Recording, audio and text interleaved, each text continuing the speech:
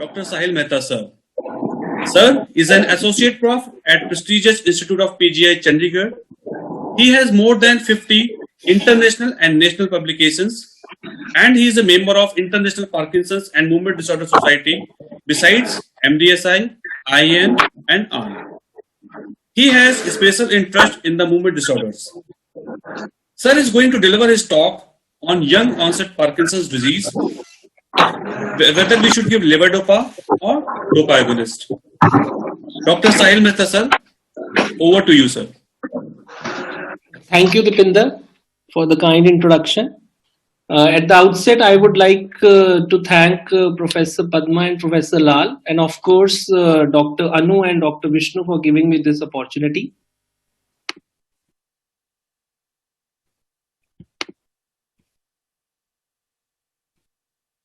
The topic allotted to me is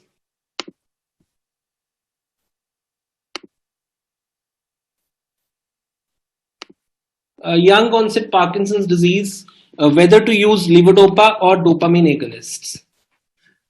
This topic is itself a matter of debate, and people may have different opinions on this. But I think, in my opinion, both the drugs have their own place in the treatment of Parkinson's disease. So let's see and review what the literature has to say about it. And before I dwell into the treatment part, let's revise what is young onset Parkinson's disease. The age cutoff which has been taken in various studies is 40 years.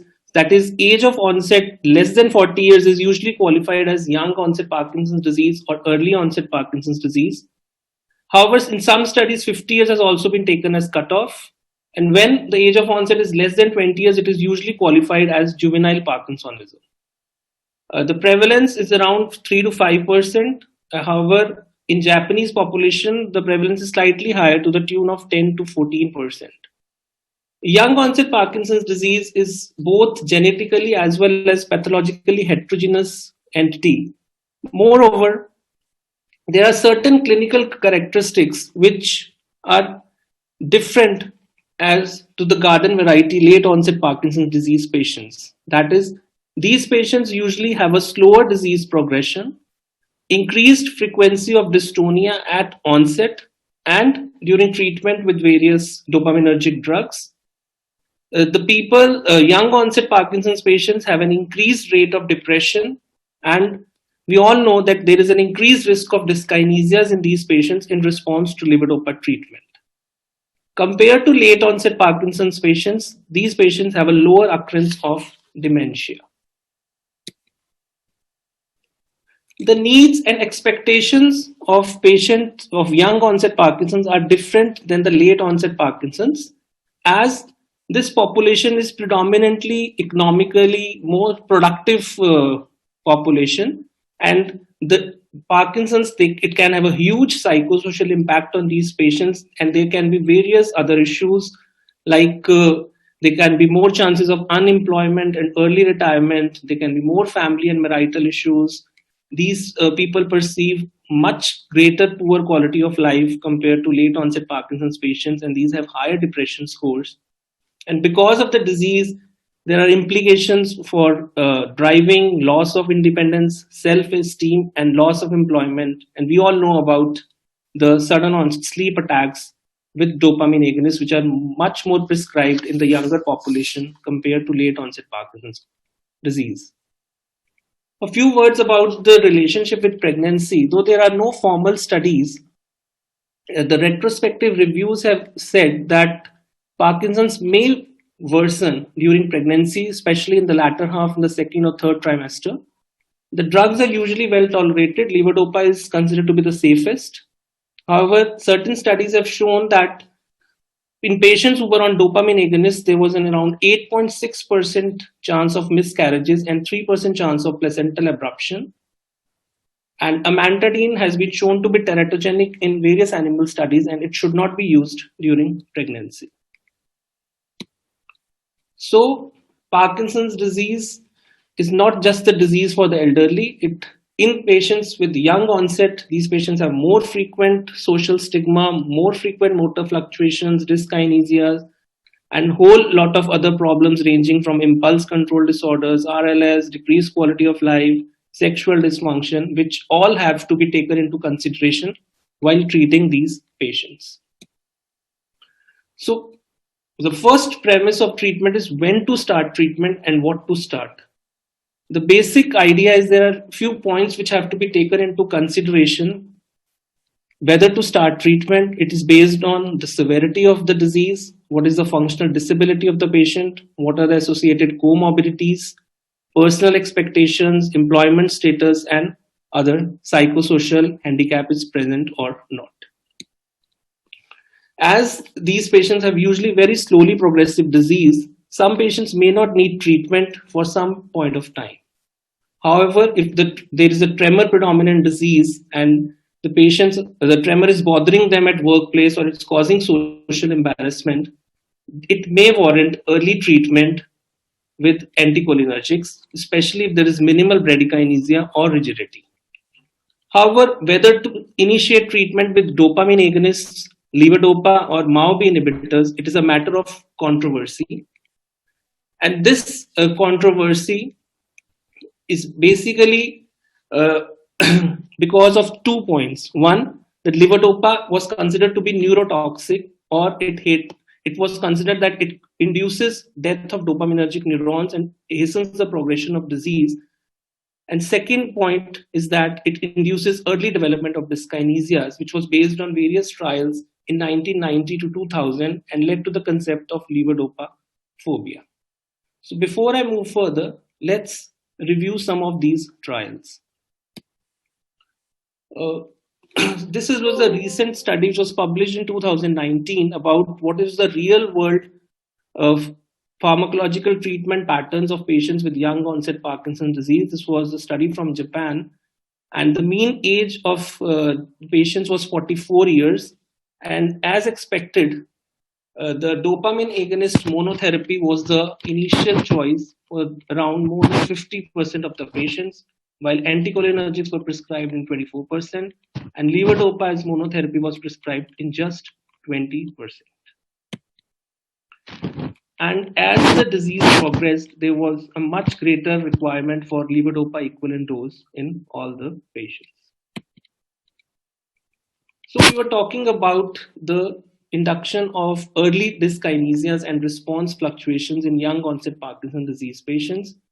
This was based on this study which was published in 1991, where they found that, as you can see in this chart, that with increasing duration of levodopa therapy at 5 years, in young onset patients, there was around 96% of YOPD patients had developed dyskinesias, vis-a-vis just 64% of older onset patients. And similar were the results for fluctuations, 80% in YOPD versus 44%. Another study, this was published in Archives of Neurology, which is JAMA Neurology, in JAMA in 2000, and it was a study from Parkinson's Study Group, where there were 2 arms, initial treatment with pramipexole versus levodopa. The median duration of Parkinson's disease was less than 7 years, and majority of the patients were in HNY 1, 2, or 3. The follow-up was around 2 years, and as expected, initial pramipexole treatment resulted in less motor complications to the tune of 28% as compared to 51% in the levodopa group. However, as expected, the mean improvement in UPDRS was much greater in the levodopa group, that is 9.2 points versus just 4.5 points in pramipexole. Again, this study which compared ropinirole versus L-Dopa 5-year follow-up study, which again showed that there was much increased risk of dyskinesias in patients who were started early on levodopa. And those patients in which ropinirole was started, it delayed the occurrence of dyskinesias by 3 years. However, when they followed up these patients and once levodopa was added, the risk of dyskinesia substantially changed. So it is clear that levodopa induces dyskinesias and motor fluctuations much more as compared to dopamine agonists. But this is at the expense of increased disability. As we all know, levodopa is much more potent and provides greater symptomatic benefit, as is evident in the right side of the chart, in which in both the studies, both the ropinirole versus levodopa and pramipexole versus levodopa, the UPDRS there was greater reduction in UPDRS with levodopa as compared to dopamine agonists. And all these studies on further follow-up, they've shown that all patients eventually require levodopa for their symptom control. In the pramipexole study, around 60% of the patients at 4 years they required levodopa, and same were the results with the selagelin versus levodopa study. So it is clear that short-term use of levodopa increases the chances of dyskinesias and motor fluctuations for 3 to 5 years. But what happens in the long term? These were I've taken a snapshot of the 3 major studies with follow-up ranging from 10 to 14 years. And all of these studies have suggested that long-term follow-up, there is a similar outcome in the quality of life as well as motor complications. It was no doubt that dyskinesias were much more in the levodopa group, even at 10 to 14-year follow-up. However, the amount of disabling dyskinesias were similar in the 2 groups. So this was a 6-year follow-up of the previous study, the CALM PD study, and it was seen that at 6 years there was no difference in the activities of daily living score between the patients who were initiated on pramipexole versus those on levodopa. However, more than 90% of the patients required concomitant levodopa therapy in the long run at 6 years follow-up. Another important point in all these trials was highlighted the adverse effects in the dopamine agonist group. All these studies showed that there was increased chances of somnolence, hallucinations, edema, much more in the groups which received dopamine agonist compared to the group which received levodopa. Next trial was the Pdma trial, which was published in 2014 in the Lancet, and it compared dopamine agonists, MAO-B inhibitors, and levodopa as an initial treatment for Parkinson's disease. And this trial showed that though there was a very small benefit in favor of levodopa, but it was significant, and on the mobility subscale of the quality of life score, that is PDQ-39, and the difference was about 1.8 points in favor of levodopa versus dopamine agonist or MAO-B inhibitor. And also the activities of daily living score improved by 1.9 points. Though the authors have hypothesized an important difference, a significant difference of 6 points, but still it was different. And another important highlight of this study was that majority of the patients, more than 70% of the patients on MAO-B inhibitors, 50% of the patients allocated to dopamine agonist discontinued their therapy because of side effects versus just 7% who received levodopa. Lately, this concept has been changing, and now the concept is that don't delay levodopa. Start today, as delaying levodopa does not delay motor complications. However, on the contrary, if you wait to start levodopa, then motor complications may emerge just sooner. And this was based on this study, this case control study from Sub-Saharan Africa, which was published in Brain in 2014. And it was a follow-up of 6 months. And there were 91 patients from Ghana, which were compared against more than 2,000 patients from an Italian cohort. And in this, around 20% belonged to the early onset Parkinsonism. And what the authors found, that the onset of motor complications, it occurred at a comparable disease duration, despite the introduction of levodopa later in the Ghanaians, as there is a lack of access to the medicines in Ghana. So the authors applied this logistic regression analysis, and they found that it is the levodopa dose and the disease duration which is most likely associated with development of motor complications rather than the duration of levodopa therapy. This is again highlighted from this analysis, in which the important risk factors for the development of dyskinesias include the age at onset of Parkinson's disease, the dose of levodopa, and the severity of the disease rather than the duration of levodopa therapy.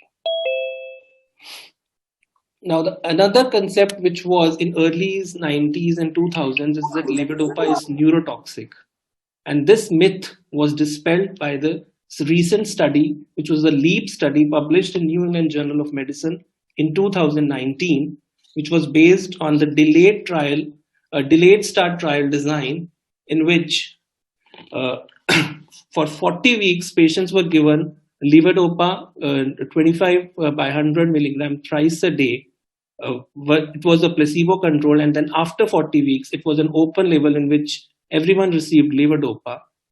And the primary outcome was any difference in the UPDRS at 80 weeks. And the authors found there was no significant difference in the UPDRS at 80 weeks, as is apparent in this graph. And all the secondary analysis, including PDQ-39 and other outcome measures like disability, cognition, quality of life, there was no difference between the two arms. Moreover, there was no significant difference in the prevalence of dyskinesias or motor fluctuations at 80 weeks. So this trial suggested that there is no disease-modifying effect of levodopa. Neither it hastens the progression nor it delays the progression. So there is neither a neuroprotective or a neurotoxic effect of levodopa. Again, highlighting the adverse effects, which various studies have highlighted, that there is much more chance of somnolence, edema, hallucinations in the dopamine agonist group versus levodopa, and the impulse control disorders, which can occur to the tune of 17% in patients who receive dopamine agonists versus who do not receive dopamine agonists. And this was first published in Archives of Neurology in 2010. The various impulse control disorders can range from pathological gambling, compulsive shopping, hypersexuality, and eating disorders.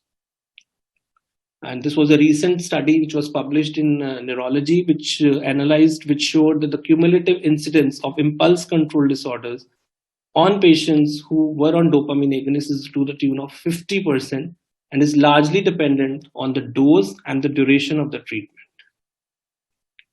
It is just not that dopamine agonists just induce impulse control disorders, but when, because of their side effects, when we try to withdraw them, around 20% of the patients can develop what is called as dopamine agonist withdrawal syndrome, which is basically a syndrome comprising of various physical and psychiatric symptoms ranging from anxiety, panic attacks, depression, agitation, drug craving, orthostasis, pain, insomnia. And it is not related to off periods and does not respond even with supplemental levodopa. The only treatment which works is dopamine agonist reintroduction or increasing the dose. And then we have to take care of the side effects for which we had withdrawn dopamine agonists. So it's a very severe syndrome which occurred on tapering dopamine agonists, and we should all be aware of this syndrome. The cost factor always plays a role in our country, and we all know levodopa is far cheaper than dopamine agonists and other drugs. But it is not that it is all bad about dopamine agonists. Dopamine agonists, they confer an antidepressant effect, which was shown in this study from 2006, in which the authors have compared pramipexole versus sertraline in the treatment of depression.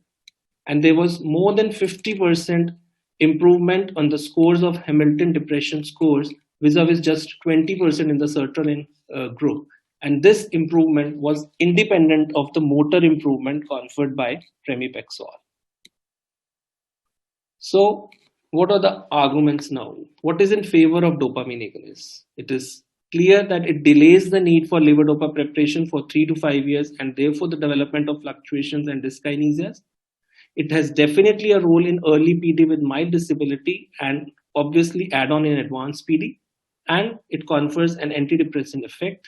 But then there are various points which are against dopamine agonists, that it is less affected, much more side effects, both short-term in the form of nausea, vomiting, postural hypotension, and long-term in the form of ICDs.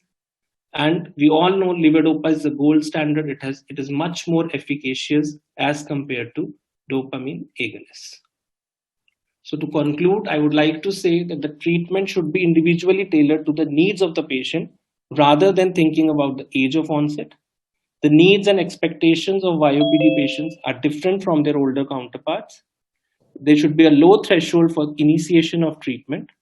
We can initiate treatment either with dopamine agonists or levodopa, but we should all remember that dopamine agonists may control symptoms in early mild disease, but we should switch to or add levodopa if the treatment response is suboptimal or patient develops adverse effects. Majority of the patients, a significant proportion of patients will require add-on therapy with levodopa even if we start patients on dopamine agonists.